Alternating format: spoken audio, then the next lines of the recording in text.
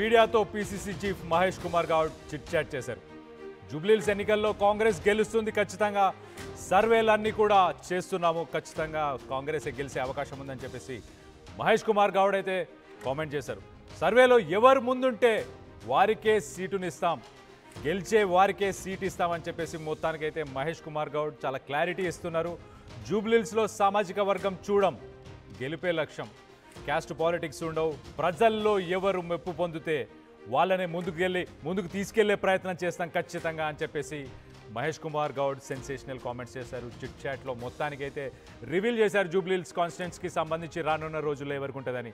Potential క్యాండిడేట్స్ని కనుక మనం చూస్తే కనుక ఒక పక్కన నవీన్ కుమార్ యాదవ్, అలాగే కొన్ని పేర్లు కూడా వినిపిస్తున్నాయి. ఇటు కొనిజర్ల సునీత, అలాగే మిగతా అంజన్ కుమార్ యాదవ్ కమ్యూనిటీకి సంబంధించిన వాళ్ళు కొంతమంది ఉన్నారు. అలాగే బీఆర్ఎస్ నుంచి మహిళా క్యాండిడేట్ ఉండడంతో మహిళా క్యాండిడేట్స్ కూడా ఉండొచ్చని ఊహాగానాలు అయితే మొత్తానికైతే వ్యక్తమైనాయి.